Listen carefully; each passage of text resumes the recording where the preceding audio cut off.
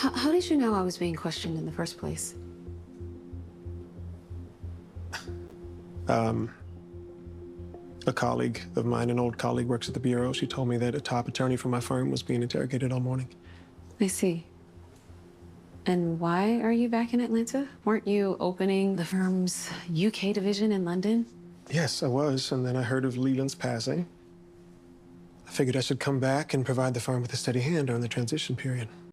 I don't know. I mean, Robin's reappearance does seem coincidental, but I will give the writer some credit on this. Despite how you feel about how dragged out the Who Stabbed Gary storyline is, it is written in such a way where you honestly can't let your guard down around any character because the motivations are definitely there. It's just that whenever somebody appears, it's just like, wait a minute, like are they the ones who did it? Because this is giving me what's it called, the Love Boat, those vibes. Whenever there was a celebrity guest star, darn near every time, if not every time, if there's some sort of mystery or crime going on the boat, well, we know who it was.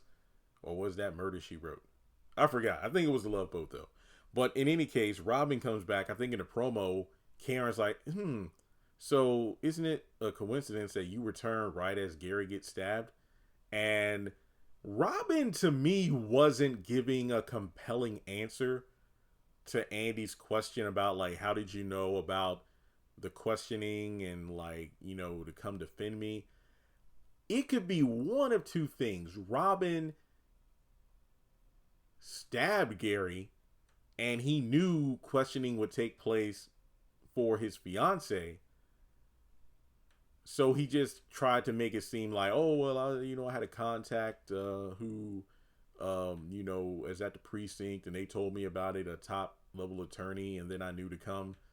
That could have been the situation, or he didn't want to outright admit that he'd been keeping tabs on Andy since he had left ATL back in season 5, I believe. Wasn't that the last time we saw Robin? Because I don't recall seeing him. Yeah, season 5. That was the season where Madam showed up. So Robin, yeah, I think it was season 5. Yeah, that's right. It's season 5. So we haven't seen him in a couple of seasons. So I think he had been keeping tabs on Andy, and one has to wonder if he's looking to kind of pick up where they left off, which again, I honestly wouldn't do it because even though I like the chemistry between them, Andy did not treat this dude good. I mean, but then again, he wasn't a saint himself. He actively pursued a woman who was engaged to someone else, but it is what it is.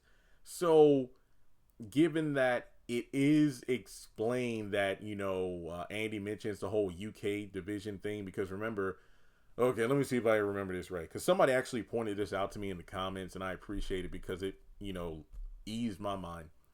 Just because Robin was booted out of the Atlanta law firm branch of his overall company, that doesn't mean he lost control of his entire firm.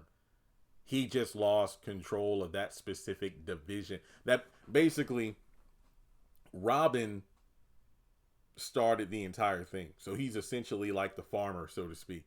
And the seed he planted was a law firm. And then eventually it grew and it sprouted off different branches from the same trunk.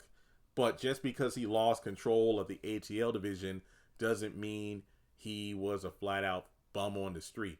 But it does, well, then again, what was it? Didn't he have to raise like $3 million or something, or $2 million within like 24 hours? But he wasn't able to do so. That doesn't mean he isn't. That doesn't mean he's broke or a bum. It's just that most people who have a lot of money, they don't have like Tyler Perry, who's a billionaire. To my knowledge, I don't believe he has a billion, and I'm not trying to pocket watch. These are facts known to the public, but I don't believe Tyler Perry himself has like $1 billion in the bank. It's just that he has a bunch of assets and collateral that are worth a lot of money. Now, that doesn't mean he's broke, of course, in terms of he has no actual money. It's just that tens or hundreds of millions are probably, invested in the studio and what that's worth, and other things he has going on. So with Robin, it's kind of the same thing.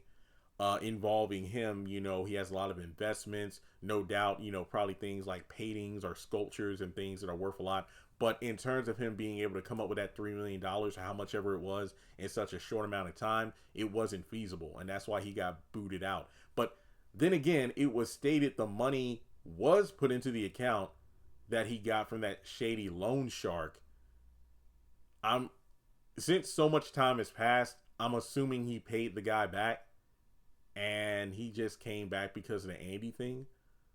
So we know he has some power, because obviously in the next episode, he gives Andi's caseload to Hayden. He wouldn't be able to do that if he still didn't have some sort of hold on the company. So I am still a tad bit confused. Hopefully we get more of an explanation soon, but who knows. But regardless, you know, his intentions are a bit iffy because of the whole thing with Jordan. Some people are like, was Robin preventing Andi from going to Jordan's? Because legally, in the case that she's probably going to be involved in, this makes the most sense, because, hey, it's not a good look. Your fiance got stabbed and then you're seen at your ex's house. Like, you ought to go to the hospital.